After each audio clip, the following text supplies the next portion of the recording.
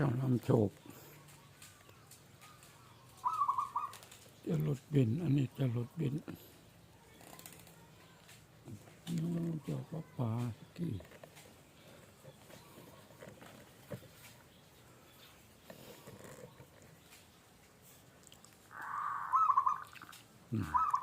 อากนี่เสียงตศพลนะครับ ตศพลอาก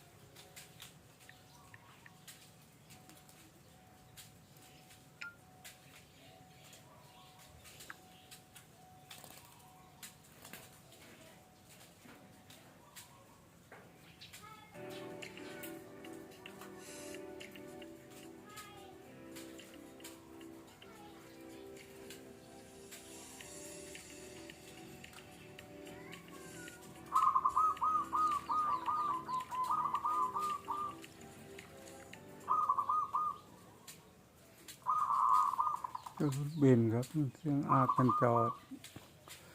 จะนำโชคครับอากอีกคันนี่เจ้ารถเบน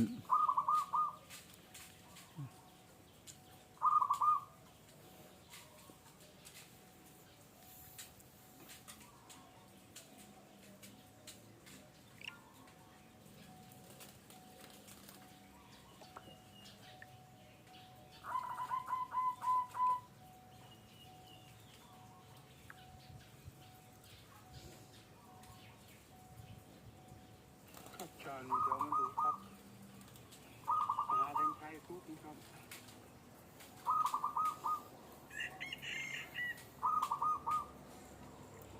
แตงไทยแตงไทยแตงไทยลุงมาทุก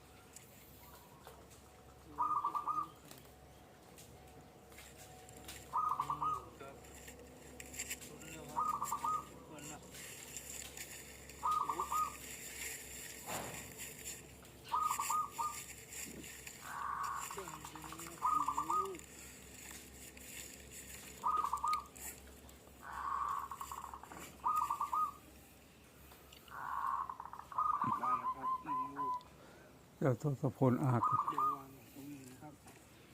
อยากออกป่าเต็มที่เลยเจ้าทศพล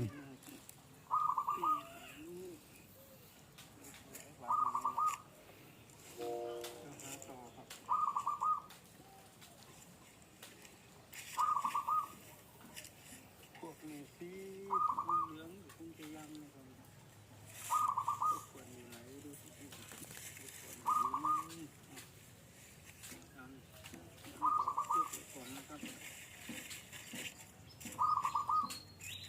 พวกเด็กเขาครับเด็กลงวันเด็กตัวมันลูกนี้เนาะลูกเขาช่างพูดหลงแล้วนะโอ้ยดูไหนอีกไหนอีกลูกนะโอ้ยนี่ก็ เจ้ารถเบน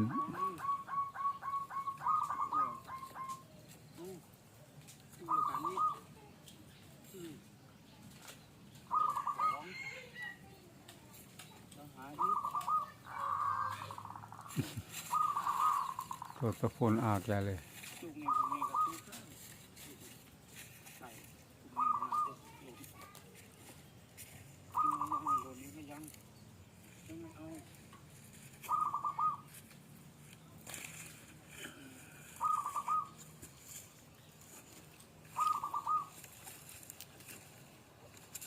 ยังไม่ลงก็ยังไม่เอานะครับกุ๊บอันนี้ระกับกุ๊บต้นไม้ลูกนี่กุ๊บอย่างใหญ่ลูกนี่อย่างใหญ่ยังถูกนะ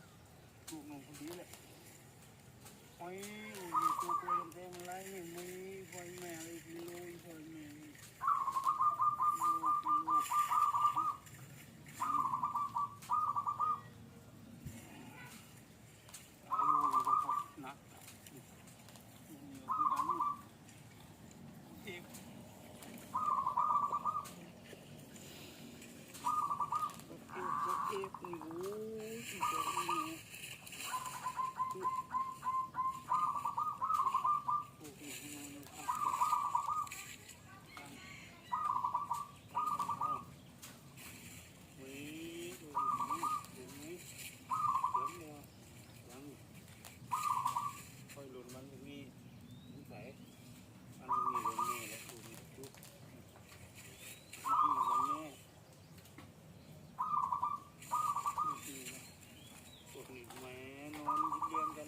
ปูด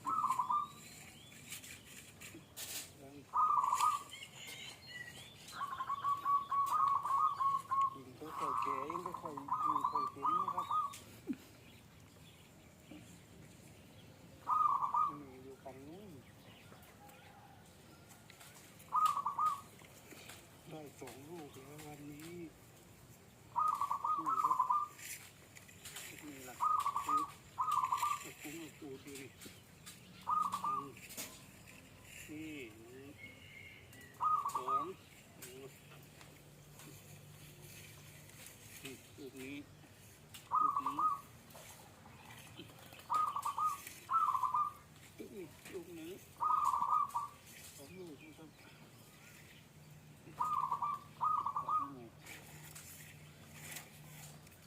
ลูกนี้นะละโอ้ยเนื้อตะกับ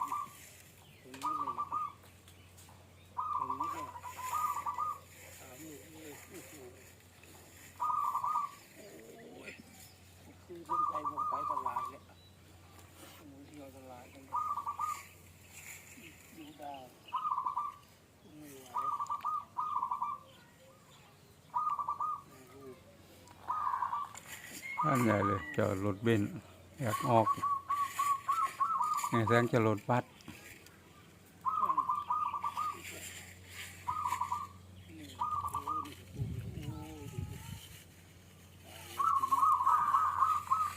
จะรถบัสจะรถบัสคันแล้วครับ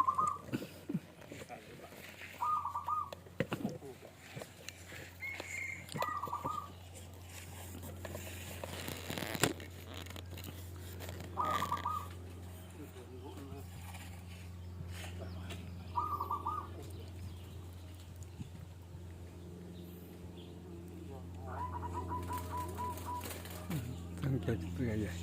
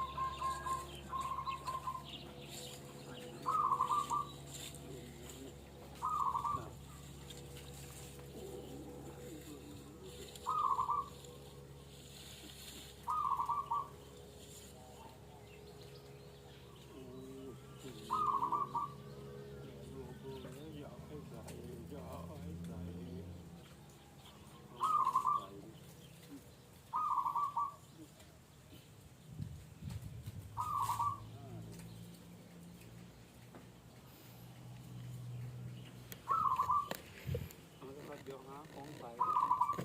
เดี๋ยวส่งหาตุ้งปูด้วย